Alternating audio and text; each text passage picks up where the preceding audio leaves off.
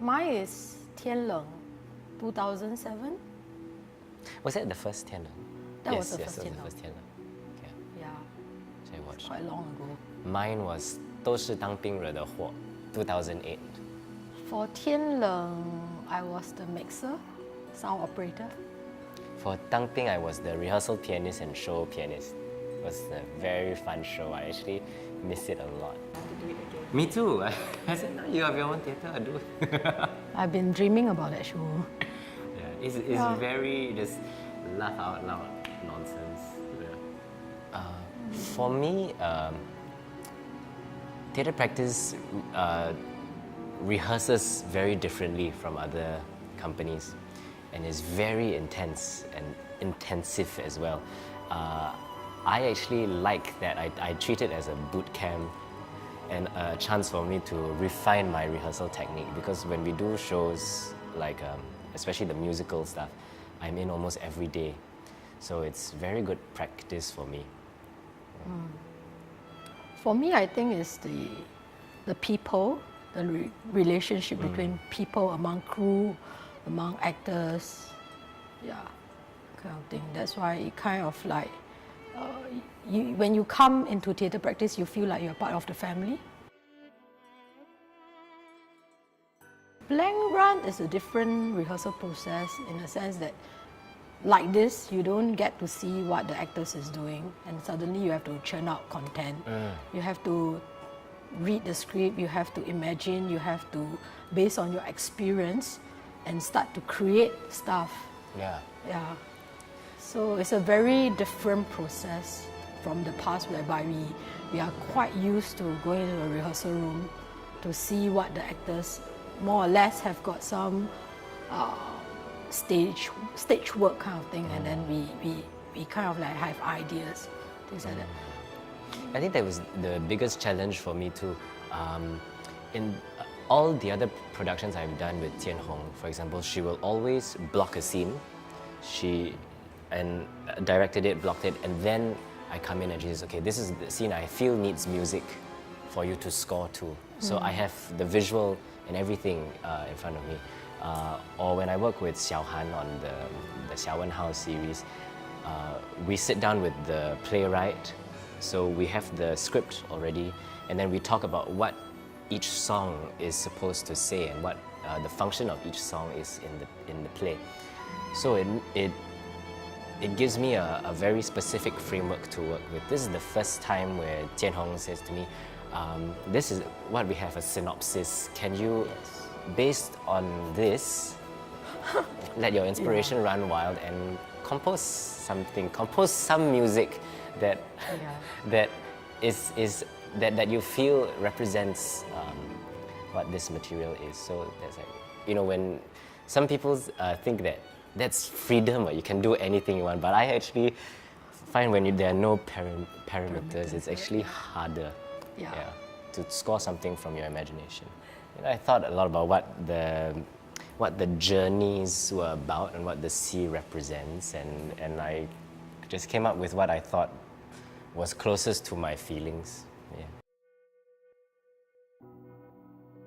The theme, I think the beginning was the most important, finding the right sound for me to convey that it's equally contemplative but also epic, and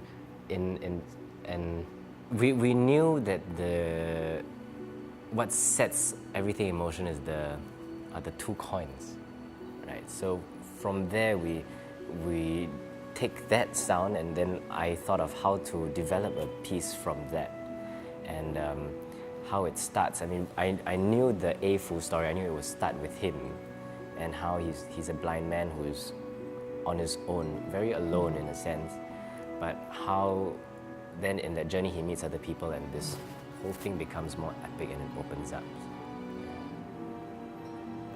So I suppose during the, I think I did start off from the beginning, whereby in January they are already creating this stuff. Probably the same time. So September 2017. Yeah. So we received this call, and then okay, we agreed to do this show, and then all of a sudden there was a long break before we actually go into a design retreat. My take on it is anything can be puning. I think it really depends on the context. A single note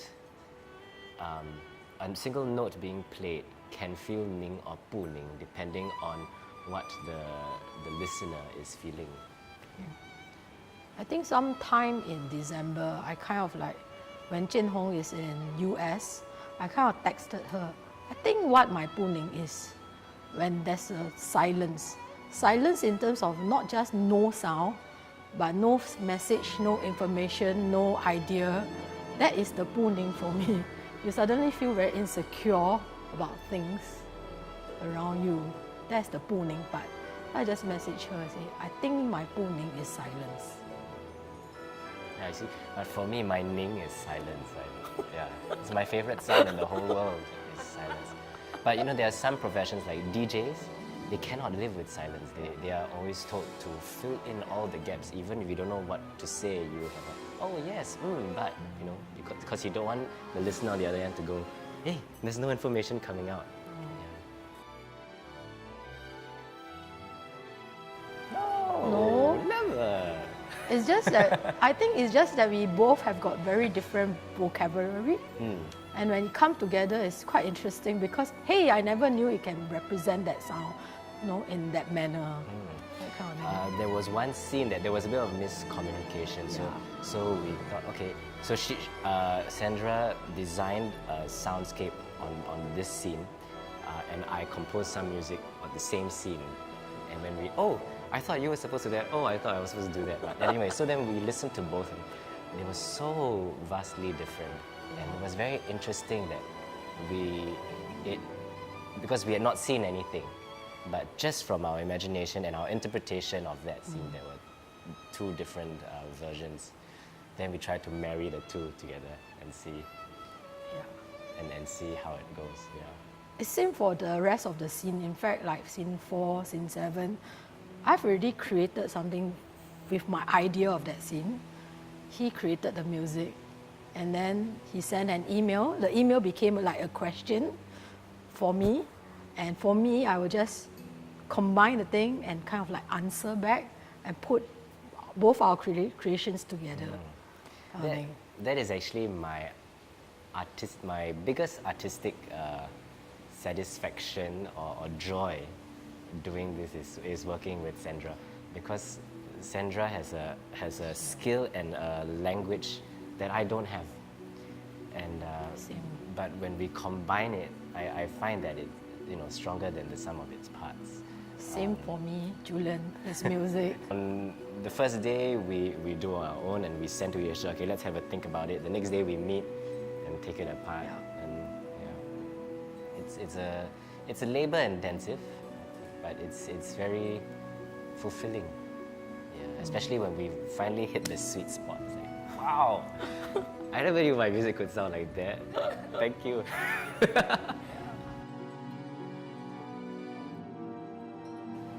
I think we communicate well. We work together for many years, but also she's always willing to listen to what made you come up with this, and I always ask the thing of her, why this? What is your thought behind it? And then from understanding where we come from, we try to bridge the gap to a common goal. And I think his music is actually very inspiring. So once he come out with certain part of the content, it just inspire you. It just kind of like probe you to say, hey, I think I can add this there, that kind of thing. And there's a lot of imagination in the piece itself, in the music itself, that bring you to different, from scene to scene, from mood to mood kind of thing. Sandra's soundscapes to me is always musical, very musical. Then of course, you think about what is music and what is sound, and can they be really the same thing? But she also brings a sense of unpredictability to it. I think with sound, in a non-musical sense, it's you can the randomness of it can really surprise you. think equally for music. As a composer or an arranger in the theatre, you basically are scoring to visual. So when you don't have a visual to score to, that's when you feel a little bit like on the sea, you know, like shipwreck. Yeah. So, but Sandra has more experience working in Only shows one like more that. show. Like one more. so she always, I mean, her being there for me always makes me feel calmer. Yeah, you always nice to have a partner to bring along. Yeah.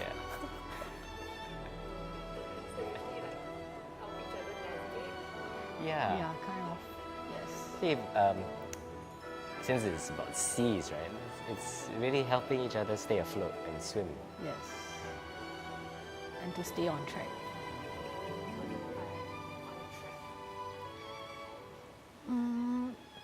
For me, the reason, Follow in the a way, waves. yeah, because you just follow the drift to be on track in a way whereby, you know, although you can just divert out, but it's always, we always need to come back to what is the point that you want to say, what is the point that you want to, what is the message that you want to deliver. As a composer, arranger, designer, working in the theatre, you are essentially scoring to a visual medium. And when you don't have any visual to score to, that's where you feel a little bit shipwrecked, you know, you are just adrift with no direction.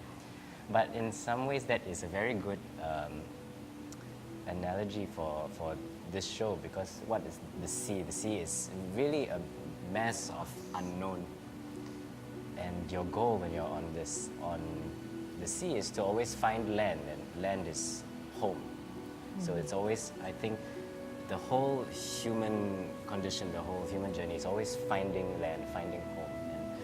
And, I think it's Sandra is like my lighthouse, or the piece of wood that I float on to the. no, we're both trying to stay afloat. Yeah. And never let go. We're trying to stay afloat, and we try to, I mean, I think we are searching for hope as well. Yeah. Searching for hope. That's very interesting. I once read that the sea is where you can be your truest, your most authentic self, because it is unknown. And people always say that when you look at the sea or when you're on the sea, you cannot help but think. And that's when it's most ning. And when you are with your thoughts, that's when you're really with yourself. Well, for me, woman, very insecure. Too quiet, I will feel insecure. Okay. Yeah. So for me, the quiet part is when you suddenly, there's no information, there's no knowledge, you can't see what's ahead. That's my puning. I will feel very insecure. I feel very puning. And I mean, this is a very collaborative group of actors, and it could be that maybe, although they had, they maybe came into it with no idea of how to do it, but listening to a little bit of what Sandra had created or what I had created, may have, okay, yeah, here's something that I feel, and let's see if I can go with that. So I think we feed off each other a lot, and that's the importance of our jobs.